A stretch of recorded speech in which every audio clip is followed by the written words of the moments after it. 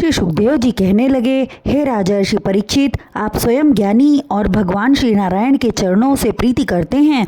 भगवान श्री कृष्ण सर्वज्ञ और अंतर्यामी थे, फिर भी उन्होंने अक्रूर जी से आगमन का कारण पूछते हुए कहने लगे, हे चाचा जी, आपको ब्रज यात्रा करते समय कोई कष्ट तो नहीं हुआ?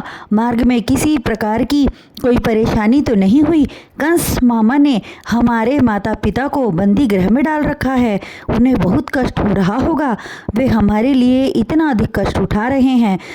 मैं शीघ्र मथुरा आकर आप लोगों के दर्शन करना चाहता था। आपने यहाँ पधार कर हमारे ऊपर बड़ा उपकार किया है।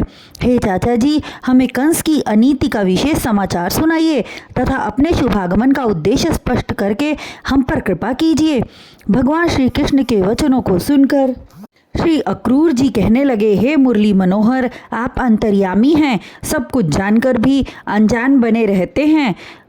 उसका अर्थ यह है कि आप मेरे मुख से मथुरा का हाल वर्णन सुनना चाहते हैं। अक्रूर के वचनों को सुनकर श्री कृष्ण जी मंद मंद मुस्कुराने लगे।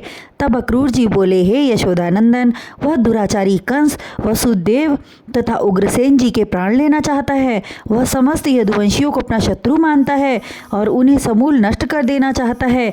अपने इसी स्वार्थ की सिद्धि के लिए उसने आपको बुलाने के लिए मुझे भेजा है। धनुष यज्ञ कराना आपको मारने का एक प्रपंच है। वह अपने पहलवानों से लड़वाकर आप दोनों भाइयों को मार डालना चाहता है। उसने यह भी विचार कर रखा है कि यदि आप पहलवानों से बच गए तो कुबलिया पीड़ हाथी से कुचलवा देंगे। उसे यह मालूम न था कि आप और बलराम जी देवकी के पुत्र हैं। जब आपके हाथों से वृषासुर दैत्य की मृत्यु हुई, उस दिन देवर्षि नारद ने जाकर कंस को बतलाया कि तेरी मृत्यु वासुदेव और देवकी के पुत्र श्री कृष्णचंद्र जी के द्वारा होगी। ये जानकर उसने तुम्हारे माता पिता को कारागार में डाल दिया और अपने अधर्मी मंत्रियों से सलाह करके धनुष यज्ञ का आयोजन किया तथा मुझे संदेशवाहक बनाकर आप दोनों भाइयों को बुलाने के लिए भेजा है। नंदराय जी को भी उसने बुलाया है। अक्रूर जी के वचनों को सुनकर श्री कृष्णचंद्र जी एवं बलराम जी मुस्कुराने लगे। तत्पश्चात नंदराय जी कहने लगे, हे बाबा, मामा कंस ने हम दोनों भाइयों को धनुष यज्ञ देखने के लिए बुलाया है। आप भी समस्त गोप ग्वालों को लेकर कल प्रातःकाल चलें तथा उन्हें भेंट देने के लिए दूध, दही, घी, मक्खन आदि भी ले चलें। श्री कृष्ण जी की इच्छा जानकर नंद बाबा ने 1 ग्राम कोतवाल के द्वारा सारे ब्रज में मुनादी करा दी कि कल प्रातःकाल हम सब मथुरा चलेंगे। वहाँ एक बहुत बड़ा उत्सव हो रहा है और राजा कंस ने बुलाया है। यह समाचार सब गोपियों को ज्ञात हुआ तो वे अत्यंत व्याकुल होने लगी और परस्पर कहने लगी कि हे सखी, कल प्रातःकाल हमारी आंखों के तारे नंद दुलारे कन्हैया जी मथुरा जा रहे हैं। हम उनके बिना किस तरह जीवित रहेंगी? वह अक्रूर हमारे ऊपर वज्रपात करने क्यों आया? क्या उसे मालूम न था कि हम सब गोपियाँ श्री कृष्णचंद्र के बिना कैसे जीवित रहेंगी? तब दूसरी गोपी कहने लगी, हे सखी, अक्रूर जी का दोष क्यों देती हो? सच तो यह है कि कन्हैया जी को हमसे अब पूर्व की तरह प्रीति न रही, अन्यथा वे जाते ही क्यों? यदि वे जाना चाहते हैं तो अक्रूर जी उनका क्या नुकसान कर लेता?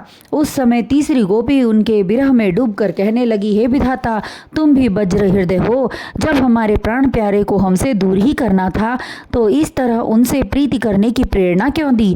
क्यों हमारे हृदय में श्री कृष्ण के प्रति मृदुल भावना जगाई?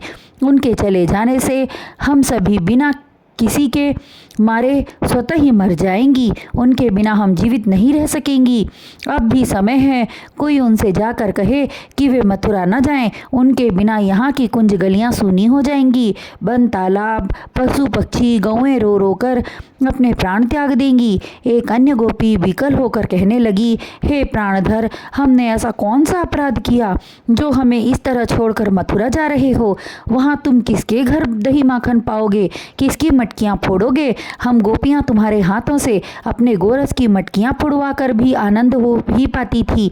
उसी समय एक दूसरी सखी अक्रूर जी के प्रति कहने लगी, हे सखी, हमारे प्राणेश्वर को अपने साथ ले जाने के लिए अक्रूर जी आए हैं। मैं तो कहती हूँ उनका नाम अक्रूर नहीं बल्कि क्रूर कठोर होना चाहिए था। हे राजा परीक्षित,